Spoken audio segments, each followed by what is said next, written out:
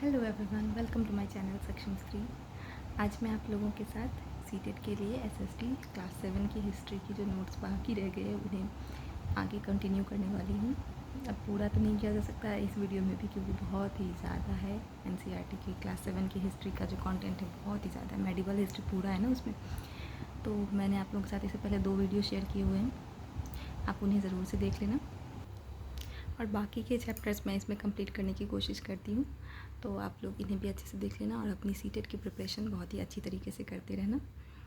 तो अगर मेरा वीडियो आप लोग को अच्छा लगे तो मेरे वीडियो को लाइक करना और मेरे चैनल को सब्सक्राइब ज़रूर से कर लेना।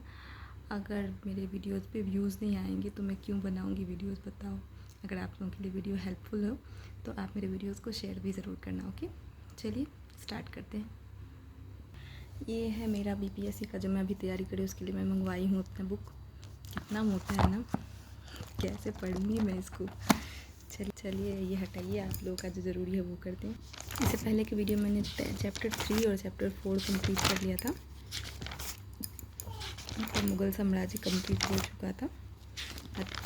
आज चैप्टर 5 को मैं स्टार्ट करती हूँ, शासकीय और इमारतें। इसमें टोटल चैप्टर 10 है, तो आप लोगों को थोड़ा पेशेंस रखना पड़ेगा, ठीक है।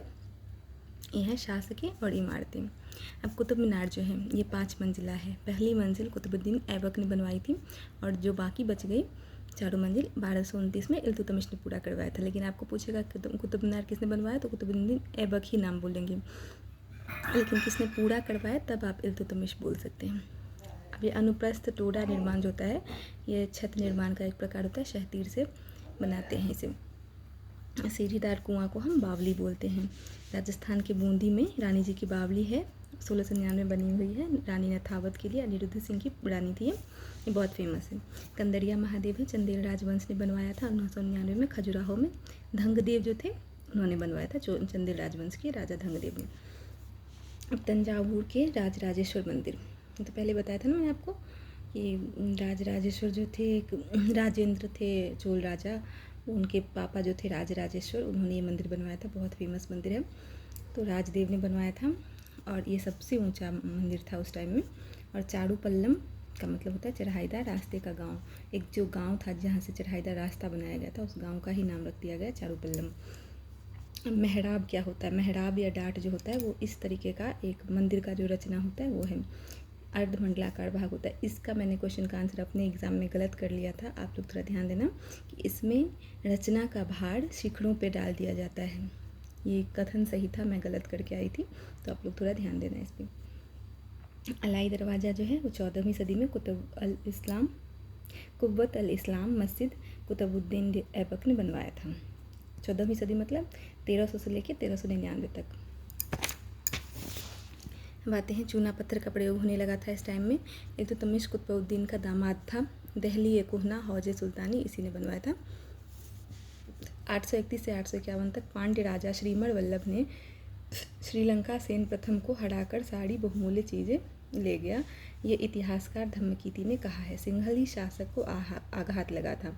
श्रीलंका को ही सिंहली कहते थे और उसके शासक को आघात लगा था, क्योंकि पांड्य राजा जो थे श्रीमण वल्लभ ये इंडिया में थे, ये साउथ इंडिया में रहते थे। ये श्रीलंका सेन प्रथम को हरा करके सारी बहुमूल्य चीज़ ले गए थे, और ये किसने लिखा, इतिहासकार धम्मकीति ने। और डेट कब है, 831 से 51। गजनी सुल्तान महमूद राजेंद्र प्रथम का समकालीन जो था, उसने सोमनाथ मंदिर को लूटा था। इसने बहुत मंदिरों को लूटा था, सोमनाथ फेमस है। उसमें पित्रा ये एनसीईआरटी में दिया हुआ, लेकिन आपको अगर एग्ज़ाम में हो सकता है पिट्रा द्योड़ा भी पूछते, तो पिट्रा द्योड़ा यही होता है, ठोस पत्थरों के दबाकर बनाए गए सुंदर नमूने होते थे। और इसी का जो नमूना है वो ऑर्फियस यूनानी देवता वीणा बजाते हुए शाहजहाँ के दिल्ली के लाल किले के वो जो है क्या बोलते हैं उन लोगों का जो होता था हॉल, उसमें है। ताजमहल शाहजहाँ ने बनवाया था नदी तट बाग पर, और गोथिक फ्रांस का था।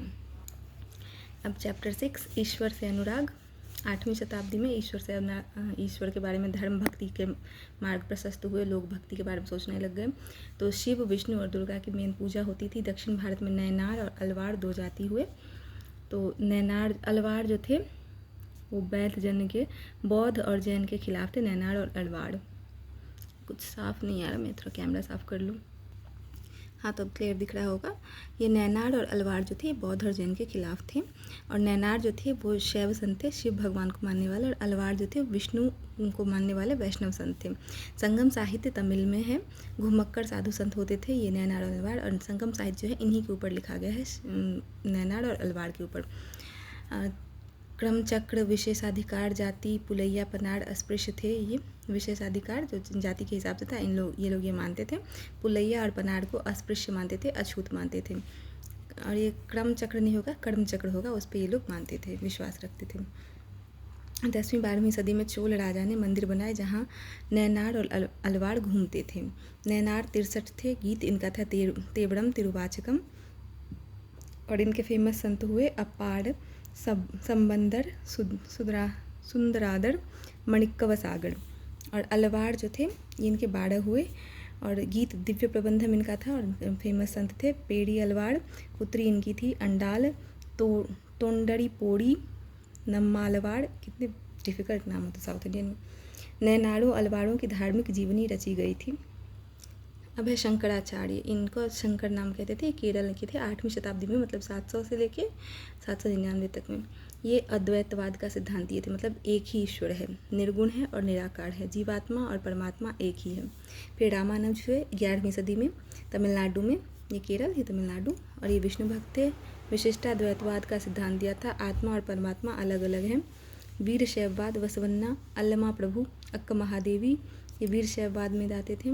12वीं सदी में कर्नाटक में हुए। और कर्मकांड और मूर्ति पूजा के विरोधी थे ये लोग। भगवान विट्ठल के उपासक, इनको वाड़कारी कहा जाता था। और ये महाराष्ट्र के ज्ञानेश्वर, नामदेव, एकनाथ और तुकाराम वैष्णव संत हुआ करते थे। अब महाराष्ट्र के संत सखुबाई, चोखा मेला जो थे अस्पृश्य जाति के थे, और ये सब भी विट्ठल के ही उपासक थे। और ज़रूरतमंदों की सेवा, परिवार के साथ जीना, यही इन लोगों का मेन था मोटिव धर्म का। मतलब ये चोखा मेला का, सखुबाई का। गुजराती संत नरसिंह मेहता ने कहा है, वैष्णव जन तो तेने कहिए, पीर पराई जानी रे, जो महात्मा गांधी का फेवरेट है। तुकाराम जो थे वो अभंग थे, मराठी थे। और नाथपंथी, सिद्धाचार और योगी में क्या समानता है, तो योगासन, प्राणायाम और चिंतन मनन ये तीनों करते थे। इस्लाम और सूफी। इस्लाम एकेश्वरवाद को मानता था, मतलब एक ही भगवान को मानते हैं। शरिया इनका कानून होता था। गज्जाली, रूमी, सादी, सूफी संत होते थे। औलिया या पीर के देखरेख में जिक्र जो होता है, नाम जप होता है। चिंतन, समा, गाना, रक्स, नृत्य और नीति चर्चा, सांस पर नियंत्रण इन लोगों का मेन होता था। धर्म में पालन करना होता था नियम। कश्मीर में 15वीं सदी में सूफीवाद ऋषि पंथ का उदय हुआ। स्थापना शेख नसीरुद्दीन बली नंद ऋषि ने किया था। चिश्ती सिलसिला औलिया, ये औलिया ही होते थे, सूफी संत ही होते थे। खानका, सूफी संस्था बैठक खानका कहलाता था। जलालुद्दीन रूमी 13वीं सदी में सूफी शायर पारसी। चैतन्य देव 16वीं सदी में बंगाल कृष्ण राधा भक्ति कवि संत थे। कबीर, गुरु नानक, धर्म अस्वीकार कर दिया इन्होंने, कबीर और गुरु नानक ने। तुलसीदास रामचरितमानस के रचनाकार हैं। सूरदास की रचना है सूरसागर, सूरसारावली, साहित्य लहरी, याद रखेंगे, इनमें से आता है क्वेश्चन। शंकर देव जो थे वो असम के थे। शंकराचार्य और शंकरदेव अलग अलग हैं। शंकरदेव असम के हैं। नामगढ़ इन्होंने लिखा था। कविता पाठ, प्रार्थना गृह के बारे में इसमें लिखा हुआ है 15वीं सदी में असमिया भाषा में। मीराबाई राजपूत थी। 16वीं सदी में मेवाड़ राजसी घराने में शादी हुई थी। और रविदास जो थे इनके गुरु थे, ये अस्पृश्य जाति के थे। कबीर 15वीं-16वीं सदी में बनारस में मुसलमान जुलाहा बुनकर के घर में पैदा हुए थे। गुरु ग्रंथ साहिब पंचवाणी बीजक में इनकी रचनाएं संग्रहित हैं।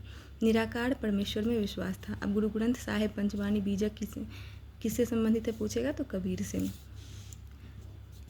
और बाबा गुरु नानक 1469 से 1539 तक हुए थे। तलवंडी में इनका जन्म हुआ था। पाकिस्तान में ननकाना साहब कहे जाते थे। करतारपुर रावी नदी के तट पर डेरा बाबा। शब्दों यानी कि भजनों, गुरुद्वारा, धर्मसाल, लहना, गुरु अंगद बाबा का अनुयायी एवं उत्तराधिकारी। तो बाबा गुरु नानक का उत्तराधिकारी कौन था? गुरु अंगद देव। गुरुमुखी लिपि में 1604 में गुरु अर्जन ने रचना संग्रह किया और 1706 में गुरु तेग बहादुर के पुत्र गुरु गोविंद सिंह ने प्रमाणित किया गुरु ग्रंथ साहिब को। 17वीं सदी में केंद्रीय गुरुद्वारा हरमंदिर साहिब स्वर्ण मंदिर रामदासपुर शहर अमृतसर में स्वायत्त मतलब ये स्थापित किया गया। 1606 में गुरु अर्जन को मृत्युदंड दे दिया था किसने? जहांगीर ने। 1699 गुरु गोबिंद सिंह खालसा पंथ की स्थापना की थी और सिख समुदाय अब राजनीतिक सत्ता बन गई थी। नाम, दान, स्नान और वंड छकना इनका मेन काम था। तो सिखों ने पहले खुद को मिसलों में, फिर जत्थों में और फिर खालसा पंथों में खुद को संग्रहित किया था। ये क्वेश्चन आता था अहम। अब ये है वर्ल्ड के बारे में। मार्टिन लूथर और धर्म सुधार आंदोलन। 16वीं सदी यूरोप में ईसाई धर्म में परिवर्तन हुआ था। नेता मार्टिन लूथर थे।